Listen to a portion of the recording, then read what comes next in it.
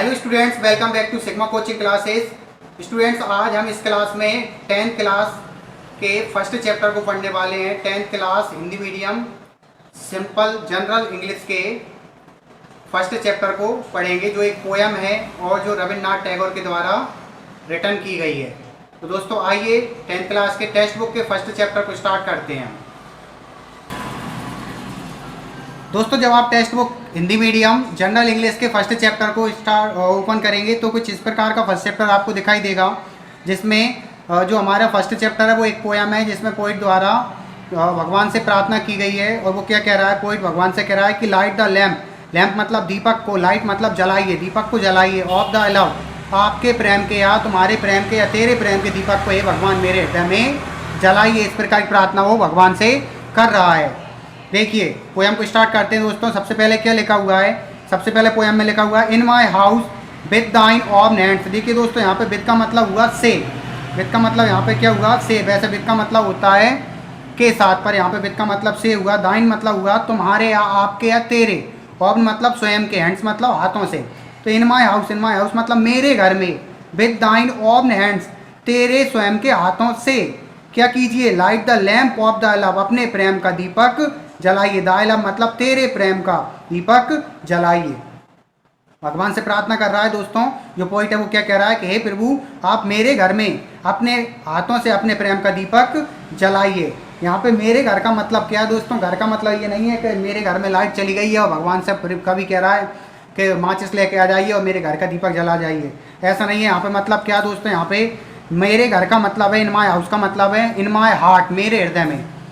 In my house का मतलब है दोस्तों यहाँ पे इन माई हार्ट, मेरे हृदय में, कि मेरे हृदय में जो अज्ञानता रूपी अंधकार है उसे आप अपने ज्ञान रूपी दीपक को जलाकर हे प्रभु उस अंधकार को मिटा दीजिए। आगे लिखा है thy transmuting lamp and trancing. Transmuting का मतलब होता है दोस्तों परिवर्तनकारी, और एंड ट्रेंसिंग मतलब होता है प्रवेश करके। तो दाय, दाय मतलब तेरे इस परिवर्तनकारी लैम्प को प्रवेश करा के, जिसकी बंडर्स आर इट्स रेस, बंडर्स मतलब आश्चर्यजनक, इट्स मतलब इसकी, रेस मतलब किरणें, जिसकी किरणें क्या हैं? बंडर्स हैं, आश्चर्यजनक हैं। मतलब अपने परिवर्तनकारी लैम्प को प्रवेश कराइए, जिसकी किरणें क्या हैं? आश्चर्यजनक हैं। और क्या कर दीजिए?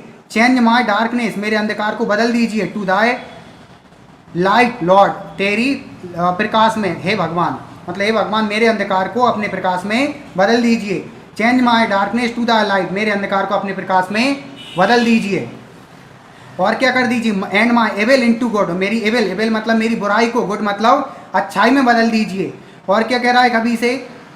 कभी भगवान से touch me but once, touch me but once, मुझे छू लो, वट वंस केवल एक बार, एंड आई विल चेंज, और मैं बदल जाऊंगा। Touch me but once and I will change. जो पॉइंट है भगवान से कह रहा है कि प्रभु मुझे केवल एक बार छू लो और मैं पूरी तरह से बदल जाऊंगा। All my clay into Dai gold, मेरी पूरी की पूरी मिट्टी दाई गोल्ड, दाई गोल्ड मतलब तेरे सोने में परिवर्तित हो जाएगी। मेरी जो पूरी पूरी किले है, किले मतलब मिट्टी है, वो तेरे सोने में परिवर्तित हो जाएगी। All the sense lamps that I did light. देखिए दोस्तों, सेंस लैम्प्स का मतलब हुआ ज्ञान इंद्रियां। इंसान जो इस संसार में आया है उसे इस संसार की चीज़ों को फील करने के लिए, महसूस करने के लिए भगवान ने हमारे शरीर में 5 ज्ञान इंद्रियां दी हैं। जो जैसे कि मैं आपको बताऊं पांचों क्या क्या। हमारी नाक, क्या हम सूंघकर किसी चीज़ का पता लगाते हैं। हमारी स्किन टच करके हमें किसी चीज़ की फीलिंग होती है। हमारी आंखें देखकर किसी चीज़ का पता लगाती, कान सुनकर किसी चीज़ का पता लगा, और हमारी जीभ स्वाद लेकर किसी चीज़ का पता लगाती कि कोई भी चीज़ खट्टी मीठी कड़वी कैसी है और कैसी नहीं है। तो ये 5 ज्ञान इंद्रियां भगवान ने हमें दी हैं हमारे शरीर में, तभी हम इन संसार में विभिन्न चीज़ों का भोग कर पा रहे हैं। तो ऑल द सेंस लैम्प्स मतलब कि मेरी सभी ज्ञान इंद्रियां, दैट आई डिड लाइट, जो मैंने जलाई हैं, जो मैंने जलाई थी, पहले जलाई थी, सूटेड इनटू बरीस, वो बरीस मतलब चिंताओं में क्या हो चुकी हैं? सूट हो चुकी हैं, समाप्त हो चुकी हैं। मतलब मैंने अपनी ज्ञान इंद्रियों को जितना सुदृढ़ बनाया था वो विभिन्न प्रकार की चिंताओं में नष्ट हो चुका है। मतलब मेरी ज्ञान इंद्रियां फिर से नष्ट हो चुकी हैं। आप भगवान, आप उन्हें फिर से जला दीजिए, उन्हें फिर से जीवित कर दीजिए। आगे क्या कह रहा है पोइट? आगे कह रहा है कि sitting at the door of my soul, my मतलब मेरे, सोल मतलब होता है दोस्तों आत्मा। इस सिटिंग मतलब बैठिए, एट द डोर, डोर मतलब दरवाजे पर, ऑफ माई सोल मतलब मेरी आत्मा के दरवाजे पर बैठिए। लाइक दाई रिसरेक्टिंग लैम्प, रिसरेक्टिंग मतलब होता है दोस्तों परिवर्तनकारी, और लैम्प मतलब दीपक, आपको मैंने समझाई दिया। तो क्या कह रहा है कि जलाइए, मतलब प्रकाशित कीजिए, आपके परिवर्तनकारी लैंप को जलाइए और मेरे अंदर के अंधकार को मिटा दीजिए। दोस्तों ये पोएम रविन्द्रनाथ टैगोर द्वारा लिखी गई है और बहुत बढ़िया प्रेयर है। आइए पोएम अबाउट और समझ लेते हैं कि अबाउट द पोएम में क्या लिखा है। दोस्तों अबाउट द पोएम में पोइट ने बताया है, it is a simple prayer, ये बहुत ही सिंपल प्रेयर है जो रविन्द्रनाथ टैगोर द्वारा कही गई है। ही प्रेज टू गॉड, वे भगवान से प्रार्थना करते हैं, to light the lamp of his love, कि हे भगवान आप अपने प्रेम के दीपक को मेरे हृदय में जलाइए, इन हिज हार्ट, उसके हृदय में जलाइए, to remove the darkness of ignorance, और आप इग्नोरेंस मतलब अज्ञानता के डार्कनेस को, अंधकार को मिटा दीजिए। The wonderful rays of the lamp, मतलब जो लैंप है, दीपक है, उसकी जो रेस है वो कैसी है, वंडरफुल है। वो ट्रांसफॉर्म एविल इनटू गुड, वो क्या कर देंगी, बदल देंगी उसकी एविल को गुड में, मतलब बुराई को अच्छाई में बदल देंगी। क्ले इनटू गोल्ड, मिट्टी को सोने में बदल देंगी।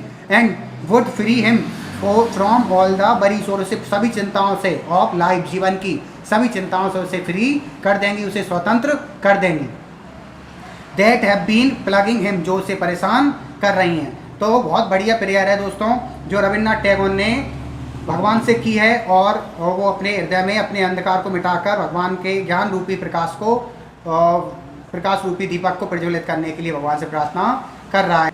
दोस्तों इस वीडियो में इतना ही, और अगली जो वीडियो आएगी उसमें इस फर्स्ट चैप्टर के हमारे सभी शॉर्ट और लॉन्ग आंसर टाइप क्वेश्चन रहेंगे, तो आप इसे अच्छे से पढ़िए, अच्छे से समझिए, उसके बाद फिर आपको क्वेश्चन आंसर पढ़ने हैं और तभी आपको क्वेश्चन आंसर अच्छे से समझ में आएंगे। थैंक यू वीडियो को देखने के लिए, और चैनल को सब्सक्राइब कीजिए और वीडियो को